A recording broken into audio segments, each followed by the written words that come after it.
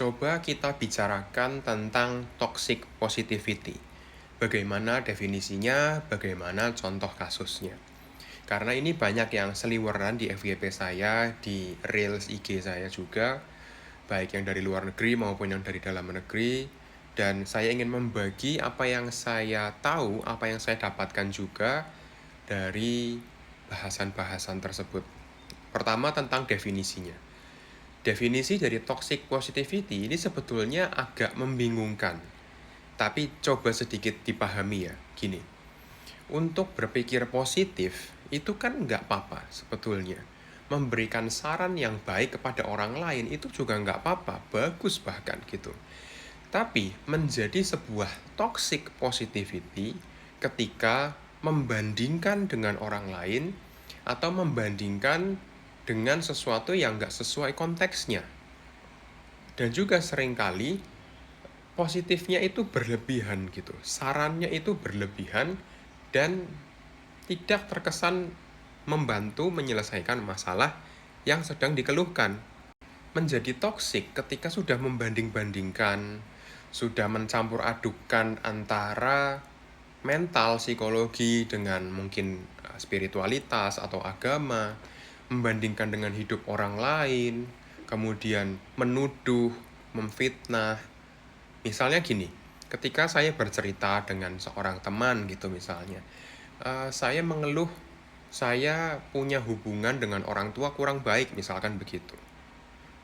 Dia bukannya mendengarkan, tapi malah begini, ya kamu mah enak masih punya orang tua. Saya sudah nggak ada orang tua, saya sudah nggak punya. Kamu masih enak, harusnya kamu berbakti sama mereka, harusnya kamu mendoakan mereka, harusnya kamu begini, harusnya kamu begitu. Kamu kan masih enak, harusnya kamu bersyukur masih punya orang tua, kamu tuh kurang bersyukur. Terkesannya, saran itu baik. Tapi, di balik rasa positif yang disampaikan, saya yakin banget orang yang diberikan omongan itu, orang yang curhat tadi, tidak akan merasa senang. Kenapa? Karena yang dia butuhkan bukan itu. Yang dia butuhkan hanya didengarkan, diafirmasi, divalidasi emosinya bahwa dia sedang merasa tidak bahagia misalkan dengan orang tuanya gitu. Orang tuanya memang masih hidup, betul, nyata, fakta gitu. Orang tuanya masih ada dan aku harus bersyukur, betul, positif, bagus. Kemudian aku harus mendoakan orang tuaku, betul, bagus memang. Tapi timingnya nggak pas. Akhirnya malah kamu membandingkan dengan hidupmu sebagai orang yang dicurhatin malah banding-bandingin gitu, kayak adu nasib akhirnya. Nah, itulah menjadi toksik. Udah gitu, menuduh, memfitnah, kamu tuh harusnya bersyukur, kamu tuh harusnya lebih bisa menyayangi orang tua begini. Ya, kesannya sih bagus gitu. Tapi kan bukan itu intinya. Kalau itu saya yakin orang yang curhat itu juga sudah tahu gitu. Tapi kan dia cuma pengen didengerin dulu, bukan itu saran yang pengen dia denger.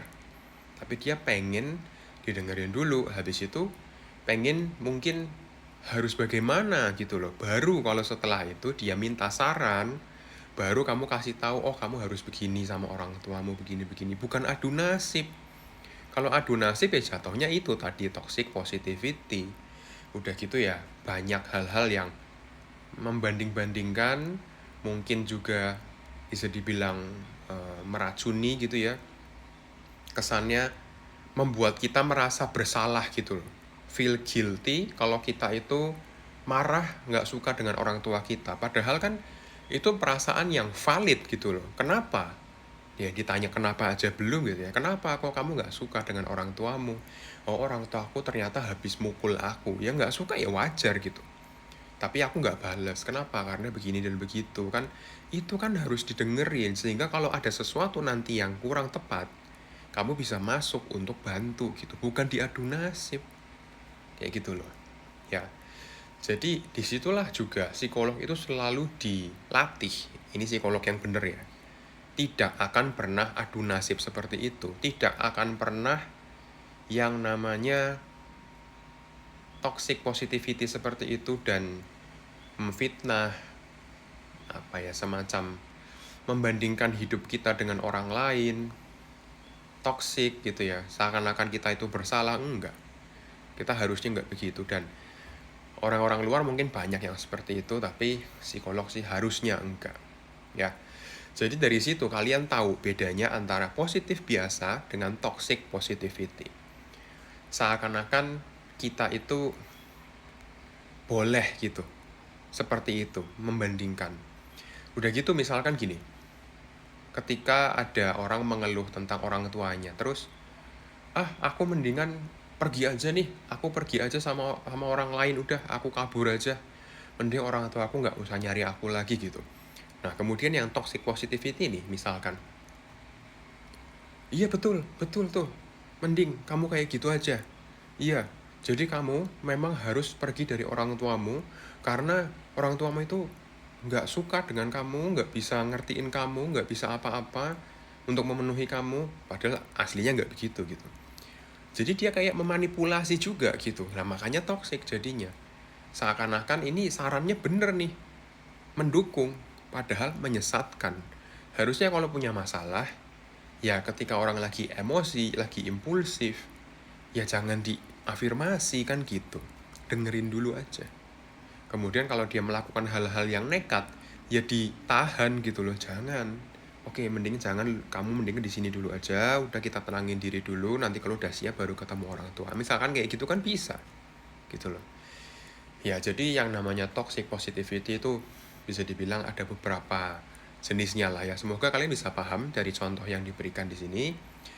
Jadi nggak ada kebingungan lagi dan bisa kalian pahami. Oke, segitu dulu mungkin video hari ini. Terima kasih dan salam sehat jiwa untuk kita semua.